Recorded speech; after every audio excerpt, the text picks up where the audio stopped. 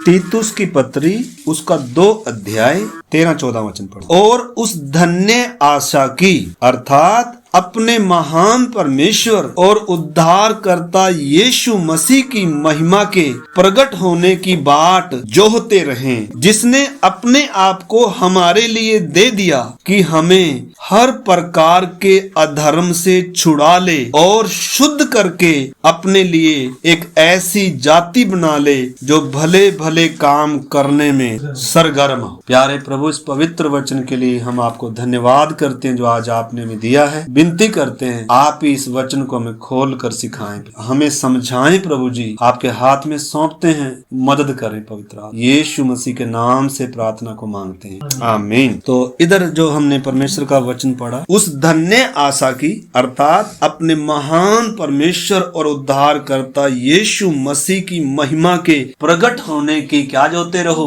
बाट जोते रहो। एक ऊपर एक विषय बताता आ रहा है। पौलुस परमेश्वर का दास कलीसिया को पत्र लिख रहा है और तीतुस पौलुस का सहकर्मी है, सेवक है, उसको कुछ जिम्मेदारी सौंप रहा है। कलीसिया को क्या क्या बातें सिखा, उन्होंने क्या क्या करना है। तो उन बातों को रखते हुए जब वो आगे बता रहा है कि उसकी बाट जोते रहे, जिसने अपने आप को हमारे लिए। इजराइल से हम कितने कीमती हैं आपने समझना। कोई ये नहीं कह सकता कि मुझे परमेश्वर प्यार नहीं करता। हर एक व्यक्ति के लिए परमेश्वर ने क्या दिया है, अपना बलिदान दिया है। और क्यों दिया है उधर उसको भी बताया गया है, जिसने अपने आप को हमारे लिए दे दिया कि हमें हर प्रकार के अधर्म से छुड़ा ले। इसलिए वो मरा है, इसलिए वो बलिदान हुआ है। और आगे और शुद्ध करके अपने लिए एक ऐसी जाति बना ले जो भले भले काम करने में क्या हो, सरल। अगर इस बात को हमने समझना है तो पुराने नियम से सीखते आ रहे हैं। परमेश्वर ने गुलामों को मिस्र से छुड़ाया ताकि उनको क्या बना ले, अपनी प्रजा बना ले, अपना निज धन बना ले। इसलिए हम पिछले दिनों से सीख रहे थे। परमेश्वर ने सिनाई पर लाकर वो ही कहा, 19 का जब 5-6 हमने पढ़ा था, परमेश्वर ने कहा कि तुम मेरा क्या होगे, निज धन, पवित्र जाति और याजकों का समाज हो। परमेश्वर ने स्पष्ट बता दिया। उसी प्रकार मेरे प्यारे भाई बहनों, परमेश्वर ने अब नए नियम में मुझे और आपको या कलीसिया को क्या कर लिया। कलीसिया को क्यों चुन लिया? धरती पर कोई आशीष देने के लिए नहीं है। धरती पर आशीष थोड़े समय की है, तात्कालिक है, ये मिट जाने वाली है। एक दिन अगर हम इसी को आशीष समझकर बैठे हैं तो एक दिन हमारे साथ बहुत बड़ा धोखा हो जाएगा। इस दुनिया में धन दौलत से, घर से, सब चीजों से बढ़कर जो आशीष है वो परमेश्वर के साथ का जो रिश्ता है, परमेश्वर है वो सबसे बड़ी दौलत। एक तरफ अगर धन दौलत का ढेर लगा दिया जाए, एक तरफ यीशु मसीह हो, तो किसका चुनाव करेंगे हम? हमें यीशु का चुनाव करना। एक तरफ सारे रिश्ते हों और एक तरफ यीशु मसीह हो, तो किसका चुनाव करना चाहिए? यीशु मसीह। बुद्धिमानी इसी में है, अकलमंदी इसी में है और हमारी भलाई इसी में है। अगर हम यीशु का चुनाव करेंगे तो हमारे लिए दुनिया में सबसे बड़ी दौलत यीशु मसीह है। मेरे प्यारे भाई बहनों, तो आज जिस बात पर हम जोर देंगे कि अपने लिए क्या बना ले, एक जाति बना। इसलिए परमेश्वर चाहता है हम सब प्रकार के अधर्म से, सब प्रकार की उन बातों से जो संसारिक हैं, जो शारीरिक हैं, उनसे क्या हो जाएं, शुद्ध हो जाएं। क्योंकि परमेश्वर क्या है? तो मेरे प्यारे भाई बहनों, हमने समझना है, एक समय था हम पाप के गुलाम थे, अंधकार में थे, अंधेरे में थे। आज भी जिनकी आंखें बंद हैं, परंतु हमने देखा परमेश्वर ने इजराइल से जब कहा, जब परमेश्वर सिनाई पर लेकर आया, सबसे पहले उसने यही कहा, तुम मुझे छोड़कर दूसरों को ईश्वर कर कर नाम। क्योंकि परमेश्वर एक ही, अपने लिए कोई भी क्या नहीं करना, कोई मूर्ति खोद कर नहीं बना, किसी की तस्वीर ना बनाना। तो जब ऐसा परमेश्वर ने कहा था तो हम देखते हैं इजराइल ने क्या किया, परमेश्वर को बदल दिया। किसमें बदल दिया? वो 4 पांव वाले जानवर की समानता में बदल दिया। इसलिए लिखा, इंसान अपने आप को बुद्धिमान जताकर मूर्ख बन गया। वास्तव में उस अविनाशी परमेश्वर की महिमा को किसमें बदल दिया? नासवान मनुष्यों में। उन्होंने मनुष्यों में तो नहीं बदला था, उन्होंने जानवर की समानता में, बैल की समानता में बदला था। लेकिन आज इस युग में उस परमेश्वर को मनुष्य ने किस किस में बदल दिया? उसमें रोमियो की जब 1 अध्याय पढ़ेंगे उसमें पूरी लिस्ट दी गई है। लिखा है उन्होंने सत्य को क्या कर दिया, बदल कर झूठ बना डाला और उस सृजनहार की महिमा ना कर कर सृष्टि की क्या करी, उपासना कर। इसलिए परमेश्वर ने इंसान को उनके मन की इच्छा पर क्या कर दिया, छोड़ दिया। परंतु मेरे प्यारे भाई बहनों ने समझना है, परमेश्वर ने, हम ऐसे ही थे लेकिन परमेश्वर ने हमसे भी क्या किया, प्रेम किया और हमें इसलिए उसने चुना है ताकि हमें क्या बना ले, अपनी प्रजा। कैसी प्रजा, जिनके बीच में वो आकर क्या करे, वास करे। आपको मालूम है परमेश्वर ने जब इजराइल को मिस्र की गुलामी से छुड़ाया, अपनी प्रजा बना लिया और फिर परमेश्वर कह रहा है अभी मैं स्वर्ग में नहीं रहूंगा या अभी मैं बादल के खंबे में होकर ही तुम्हारे साथ बात या चलूंगा, नहीं, अभी तुम क्या करो, मेरे लिए एक पवित्र निवास स्थान बनाओ, मैं तुम्हारे मध्य में क्या करूंगा, वास करो। परमेश्वर बना सकता है, जिसने सृष्टि बनाई, जिसने बड़े बड़े ग्रह बनाए, जिसने इतना सुंदर संसार बनाया, पेड़ पौधे पक्षी जानवर बनाए, वो परमेश्वर एक दिन में क्या कर सकता है, उधर एक सुंदर महल बना सकता था ना। लेकिन परमेश्वर ने क्या, तुम मेरे लिए क्या बनाओ, एक निवास स्थान बनाओ जिसमें मैं क्या करूंगा, वास करूं। परंतु कैसे बनाना है, एक नमूना दिखाया गया मूसा को कि इस नमूने के अनुसार तुमने क्या करना है। अब अगर गलती करोगे भी तो अपनी गलती को, अपने पाप को मानना है और एक निर्दोष भेड़ का या बकरी का बच्चा लेकर आना और उसे क्या करना है, क्योंकि बिना लहू बहाए अब क्या नहीं है, पापों की माफी नहीं। अभी तक ऐसा बलिदान नहीं करते थे वो, अभी तक मिस्र में सिर्फ मेमना बलिदान हुआ था, अभी तक सिर्फ उसका बलिदान काफी था। लेकिन उसके बाद भी मेरे प्यारे भाई बहन हम देखते हैं अब इजरायलियों के बीच में जब उधर से सिनाई से निकले, वो मेरे साथ हैं सारे, हमारा पड़ाव कहाँ है, हम परमेश्वर का वचन क्यों सीख रहे हैं, ताकि जिस परमेश्वर पर मैंने विश्वास किया है या जिस परमेश्वर को आपने जीवन देना है वो परमेश्वर कितना पवित्र है, कितना महान है। मरुभूमि में जहाँ कोई भी क्या नहीं था, खाने के लिए, पीने के लिए, पहनने के लिए, कोई डॉक्टर की दुकान नहीं है, कोई भी पानी का भी साधन नहीं है, उधर परमेश्वर ने अपने लोगों के लिए ये दिखा रहा है परमेश्वर कि मैं तुम्हारा जीवित परमेश्वर हूँ जो हर दिन तुम्हें ताजा भोजन खिलाने की क्या रखता हूँ। पहले तो मुझे आप क्या कर लो, पहचानो, जिस पर आपने विश्वास किया उसको पहले आप पहचानो। इसलिए मरुभूमि में लेकर आया। आज हमें बहुत बार क्या नहीं होता, ये विश्वास नहीं होता कि परमेश्वर हमारी इतनी चिंता करता है, परमेश्वर हमारी सब जरूरतों को क्या कर सकता है, पूरा कर सकता है। करके बहुत बार हमें क्या नहीं होता, विश्वास। परंतु विश्वास तो देखो करना ही पड़ेगा। हम अभी हम गीत गा रहे थे, यहोवा चरवाहा मेरा, मुझे कोई घटी नहीं। ये सिर्फ गीत नहीं है, वास्तव में दाऊद विश्वास के साथ गा रहा है। कह रहा है जब मैं घोर अंधकार से भरी हुई तराई में होकर चलूंगा तो भी हानि से, यानी कि प्रभु ने कहा जब तुम आग में से चलोगे, जब तुम नदियों में से चलोगे तो भी तुम्हें क्या नहीं होगी, कोई हानि।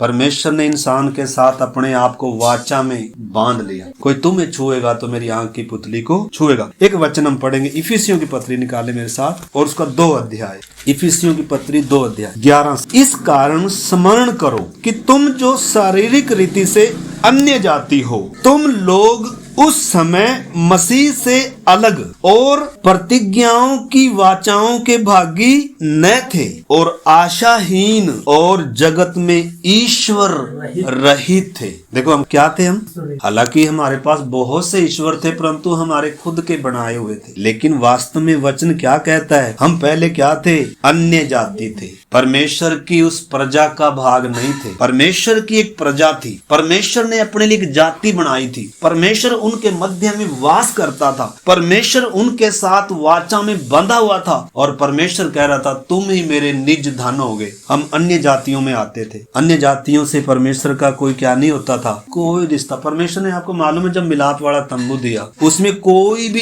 अन्य जाति के लिए कोई स्थान नहीं था। तो इधर परमेश्वर का दास पौलुस कलीसिया को बता रहा है हम जो पहले अन्य जाति थे, लिखा है मसीह से अलग और इजराइल की प्रजा के पद से अलग किए हुए और प्रतिज्ञा की वाचाओं के भागी न थे और आशाहीन और जगत में ईश्वर के बिना थे, ईश्वर रहित थे, आशाहीन थे, कोई आशा नहीं थी। अभी हमने जो वचन पढ़ा, हम उसकी महिमा की बाट जोते रहे। अभी हमारे पास एक जीवित आशा है। देखो ना, हमारे बगल में लोग रह रहे हैं, टाटा, अंबानी, बिरला, बड़े बड़े उद्योगपति हैं। क्या किसी के पास कोई आशा है?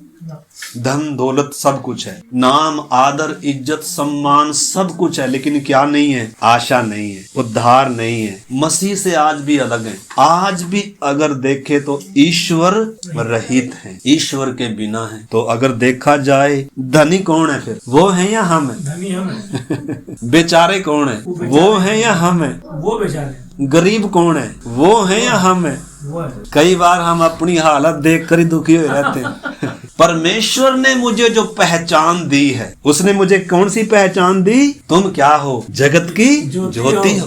तुम क्या हो? परमेश्वर की निज प्रजा हो। नहीं, देखो परमेश्वर हमें कौन सी पहचान दे रहा है। हमने अपनी पहचान खुद बनाई नहीं है, ये हमने या बनाई भी नहीं है और बनानी भी नहीं है। हम नहीं ये पहचान बना रहे, परमेश्वर हमें अपनी पहचान दे रहा है और हमें बता रहा है तुम पहले ये थे, परंतु अब क्या हो? अभी हमने शुरू में वो आयत पढ़ी थी, तो इसमें लिखा है आशाहीन और ईश्वर रहित थे, पर अब मसीह यीशु में। किसमें?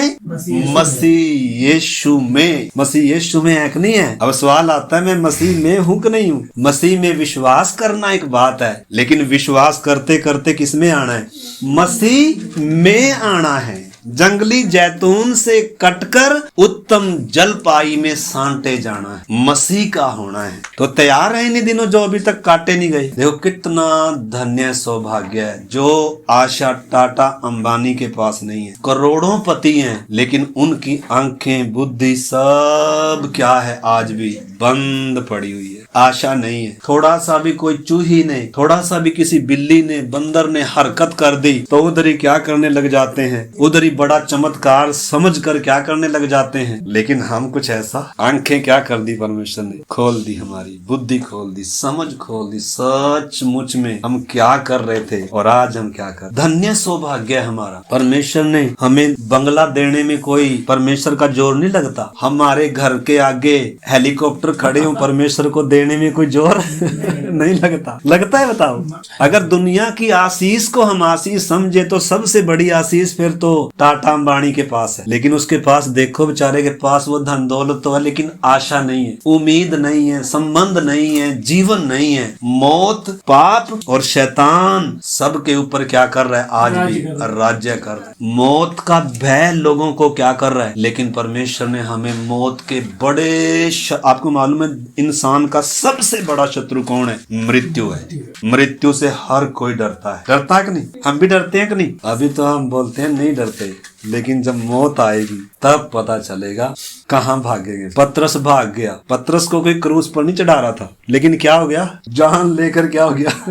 कह रहा मैं इसको नहीं जानता। अरे कह रहा ना ना तू भी तो उसके साथ था। कह रहा ना ना मैं नहीं जानता, मैं उसे जानता ही नहीं हूँ। जब तक उन्होंने क्या नहीं पाया था? वो अमरता, उद्धार, क्रूस जब तक उनको समझ में नहीं आया था। लेकिन उसके बाद आप उसी पतरस को देखें, उन्हीं चेलों को देखें, उन्होंने जगत को क्या कर दिया? बुनियाद से क्या कर दिया? ऐसे हिला कर रख दिया।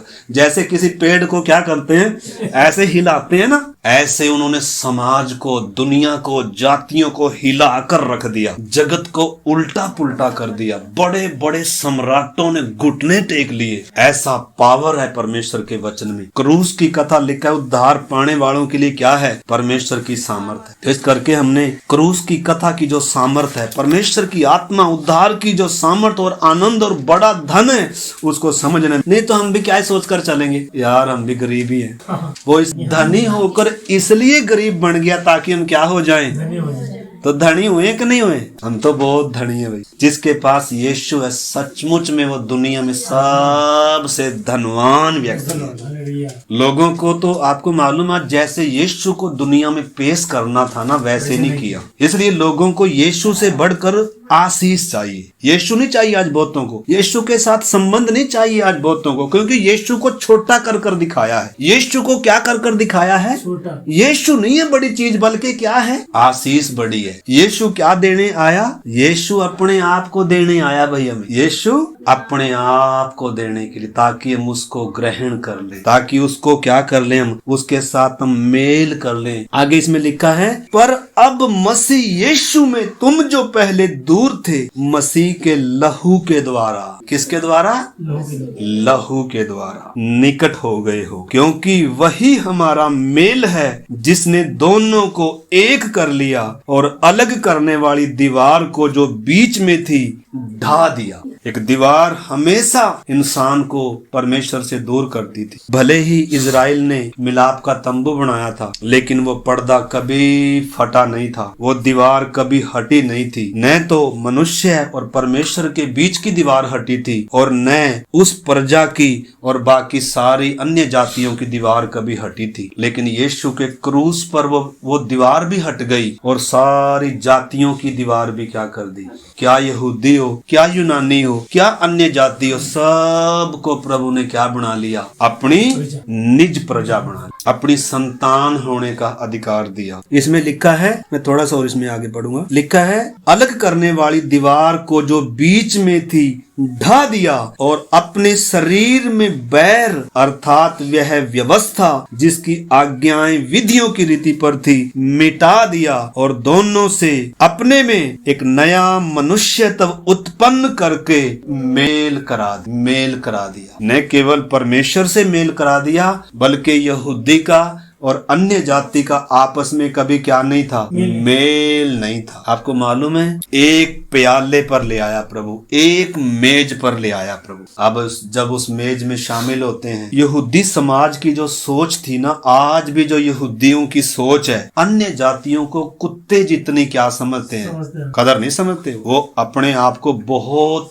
मतलब सौभाग्यशाली समझते हैं कि हम अब्राहम की संतान है, हमसे परमेश्वर ने वाचा बांधी है, वायदा की है, खतना कर कर चलते हैं अपनी देह में कि हम दुनिया से न्यारे हैं, हम परमेश्वर के लोग हैं। परंतु वास्तव में अभी तक भी उनको आत्मिक रीति से उनको उन बातों की क्या नहीं हुई? पहचान नहीं। एक दिन पहचानेंगे, लेकिन उस समय तक देर हो जाएगी। कलीसिया का भाग बन नहीं पाएंगे, वो मसीह की देह का हिस्सा कभी बन नहीं पाएंगे। हाँ, उनके लिए भी एक योजना है परमेश्वर की, परंतु हमें परमेश्वर ने उनसे भी ऊंचा क्या दिया है? सौभाग्य। मैंने कितनी बार बताया, दुनियावी आशीष क्रूस से पहले थी, अन्यथा जो भी यीशु के कारण दुनिया में मारे गए, सताए गए, घर छीन लिए, फिर उनके साथ तो अन्याय नहीं हुआ क्या?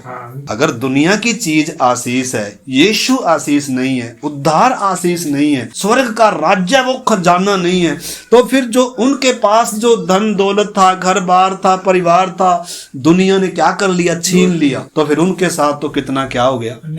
अन्याय नहीं हो गया? क्योंकि ये तो परमेश्वर की आशीष थी।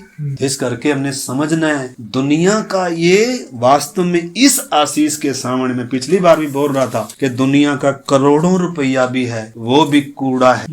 मैं अपनी तरफ से नहीं बोल रहा, पौलुस के शब्द सुनो आप। पौलुस कह रहा है, मैं सबको क्या समझता हूँ? कूड़ा समझता हूँ, और मैंने सब चीजों की क्या उठाई है? हानि उठाई। परमेश्वर जो हमें चाहिए, हमारी जरूरतों को पूरा करने में क्या है? सामर्थ्य है। हमें इन चीजों के पीछे नहीं भागना, हमें यीशु के पीछे भागना है। सच में कह रहे हैं, हमें यीशु के पीछे भागना चाहिए। हमें पहले उसके राज्य और उसकी धार्मिकता की खोज, यही यीशु ने सिखाया है। अन्य जाति किसकी खोज में रहते हैं? रोटी कपड़ा और मकान। अगर हमारी भी यही सोच है तो फिर कितनी बातें हैं मेरे प्यारे भाई बहनों जो हमने जाननी जरूरी। इसलिए परमेश्वर का दास कह रहा है कि तुम्हारी मन की आंखें ज्योति में, तुम पहले क्या थे परंतु अब क्या हो? तुम पहले मसीह से अलग थे, आशा नहीं थी, ईश्वर के बिना थे, परंतु अब मसीह यीशु में तुम क्या हो गए? उसके लहू के द्वारा निकट हो गए। इतना ही काफी नहीं है, आगे लिखा है, और क्रूस पर बैर को नाश करके। आपको मालूम है क्रूस पर क्या किया है? बैर था। यहूदी का अन्य जातियों से बैर था, परमेश्वर का मानव जाति से बैर था। मेल नहीं था, मौत थी, सजा थी, बैरी थे मतलब हम। लेकिन यीशु ने सारे बैर को क्या कर दिया? खत्म खत्म कर दिया। आज इजराइल में जो लड़ाई झगड़े हो रहे हैं ना, वो क्यों हो रहे हैं? क्योंकि अभी तक भी उन्होंने क्रूस को क्या नहीं किया,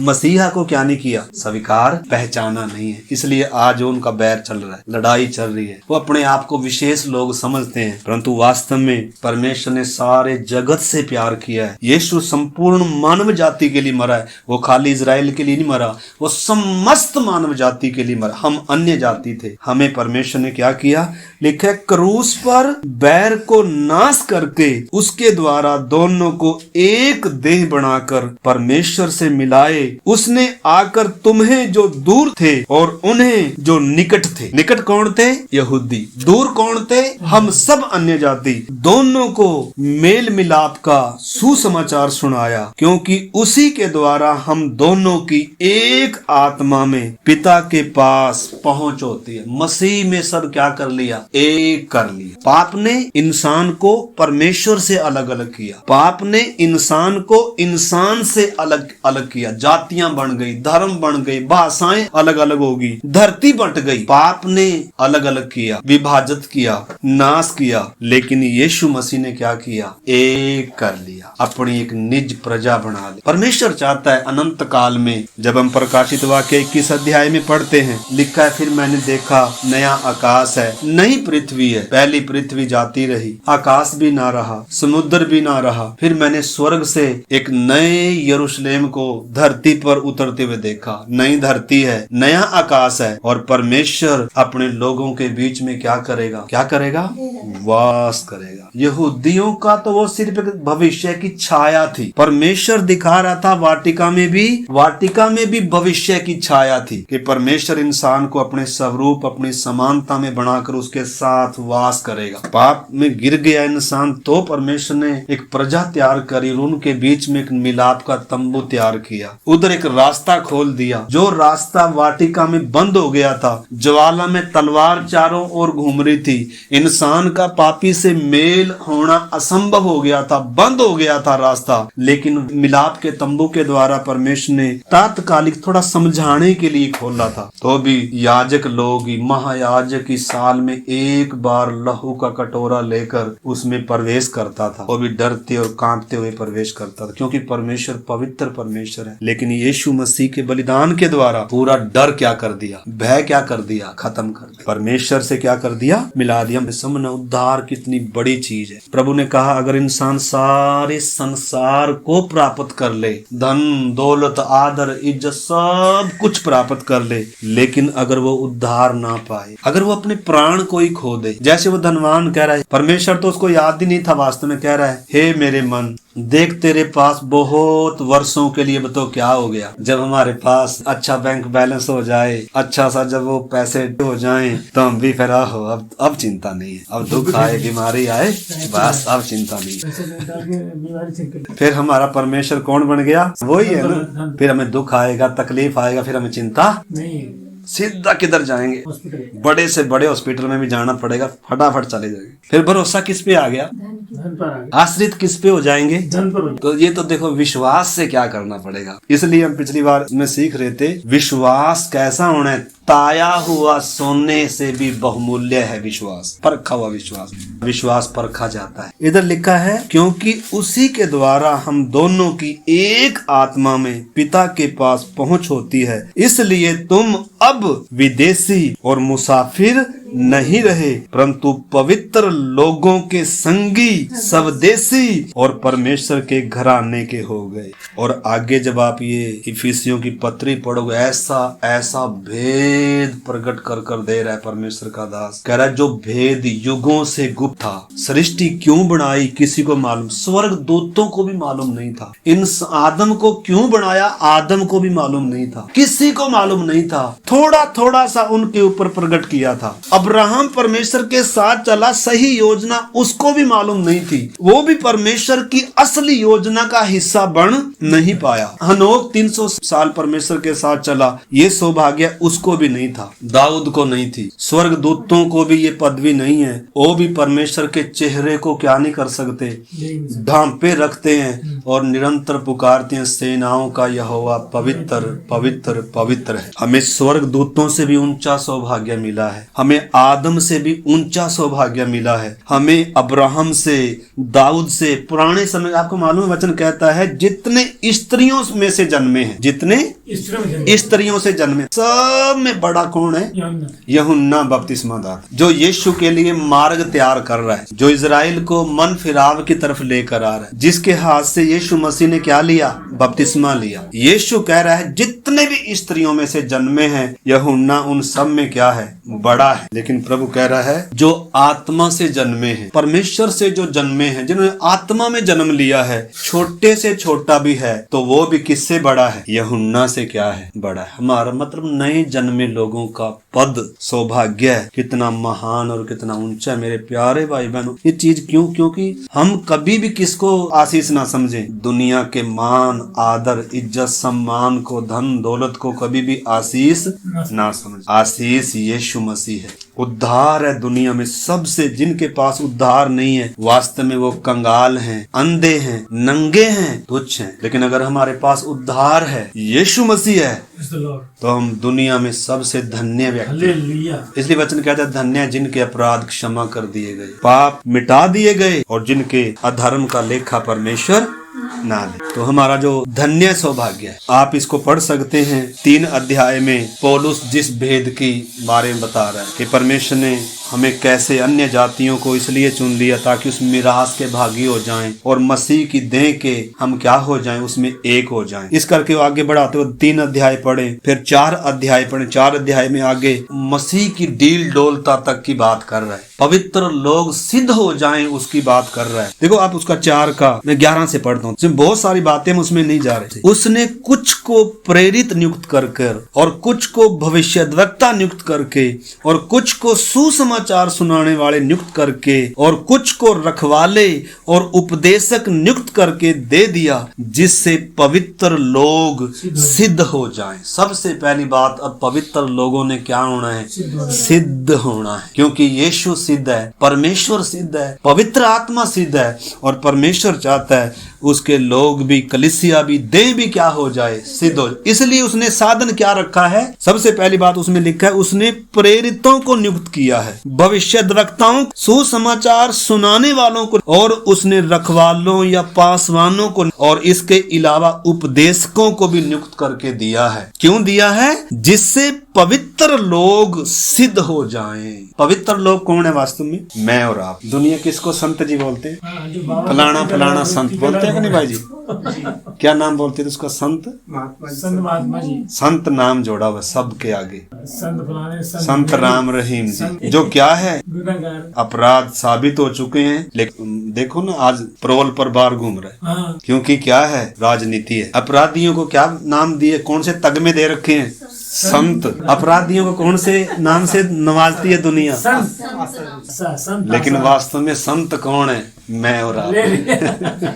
पवित्र लोग, परमेश्वर की निज प्रजा, पवित्र किए गए हैं और पवित्र होने के लिए बुलाए गए हैं। पवित्र उसने किया है और पवित्र करते जा रहा है, पूरा पवित्र करके ही छोड़ेगा। इस करके हमें हर दिन क्या करना है? प्रभु तू मुझे क्या कर? मुझे अपने समान बना प्रभु, मुझे भी पवित्र कर, मुझे ऐसी प्रजा बना जिसके बीच में प्रभु तू क्या करेगा? वास। अनंत काल में परमेश्वर अपने लोगों के बीच में क्या करेगा? वास करेगा, डेरा करेगा। मेरे प्यारे भाई बहनों, दुनिया का चाहे सब चला जाए, गम नहीं करना उसका। चाहे सब कुछ, चाहे प्राण भी चला जाए यीशु के कारण, तो घाटा होगा क्या? लिखा है जिसने मेरे कारण अपना प्राण जो खोएगा वो उसे पाएगा। वो क्या कर लेगा? पाएगा। वास्तव में मसीह में कुछ खुदता नहीं है भाई जी, मसीह में कुछ नुकसान नहीं है, ब्याज समेत मिलेगा। प्रभु कह रहा है धन्य वे हैं जिन्होंने मेरे कारण अपना घर ये कर दिया, ये छोड़, उनको क्या मिलने जा रहा है? तो घाटे में नहीं है। आपने यीशु के लिए दुख सहा, निंदा सही, बदनामी सही, बड़ा प्रतिफल है। छोटा नहीं है, बड़ा है, परंतु आसान नहीं है यीशु के लिए निंदा सहनी। अगर क्रूस समझ में नहीं आया तो हमें आदर अच्छा लगता है, दुनिया का मान सम्मान अच्छा लगता है, दुनिया में कामयाब हो हम भी, वो चीजें हमें अच्छी लगती, इधर हम उसमें नहीं आ रहे। उसने ये सब क्यों दिया है हमें, सेवकाइयां क्यों दी हैं, जिससे पवित्र लोग सिद्ध हो जाएं और सेवा का काम किया जाए और मसीह की देह उन्नति पाए, जब तक कि हम सब के सब विश्वास और परमेश्वर के पुत्र की पहचान में एक न हो जाएं और एक सिद्ध मनुष्य ना बन जाएं और मसीह के पूरे डील डोल तक न बढ़ जाएं, ताकि हम आगे को बालक ना जवान हो जाएं। यीशु जवान दुल्हन को लेने के लिए आ रहा है, बालकों को नहीं, बच्चों को नहीं। उधर जाकर सिखाने का कोई काम नहीं है स्वर्ग में, धरती पर सिखाकर सिद्ध कर कर लेकर जाएगा। इस करके हमें सेवक दिए गए। सेवक मूंगफली बेचने के लिए थोड़ा है। सेवकों का काम क्या है सुशांत भाई? ऑनलाइन है पास्टर जी, तो सारा कुछ 2 घंटे जुड़ के चलो जी। पहली सदी के विश्वासी लिखा प्रेरितों से क्या पाते थे? संगति में क्या करते थे? रोटी तोड़ते थे। आज तो सब हालेलुया, कितना फायदा, सब ऑनलाइन हो गया। इतना हमें फैसिलिटी मिल गई, सफर करने की जरूरत नहीं है, घर में क्या है। ओहो कितना अच्छा। हम कभी स्वर्ग जाने के लिए तैयार नहीं होंगे, हम किधर लगे रहेंगे? यीशु शायद आकर चला जाए और हम इधर। भाई पास्टरों को क्यों रखा है, सेवकों को क्यों रखा है, उपदेशकों को क्यों रखा है? ऑनलाइन देखने के लिए क्या?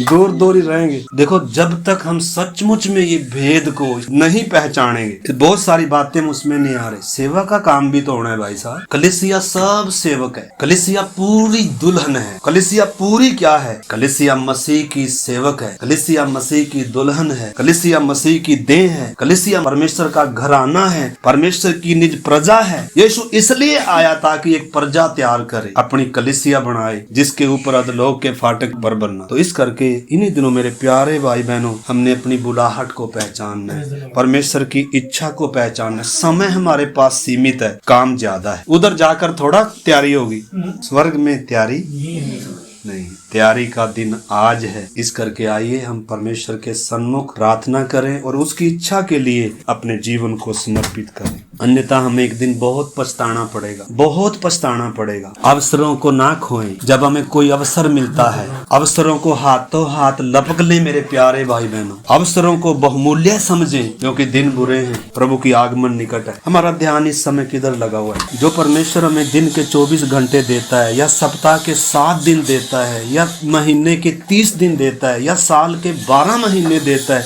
हमारे जीवन में सबसे बड़ा विषय कौन सा है? सबसे जरूरी विषय कौन सा है?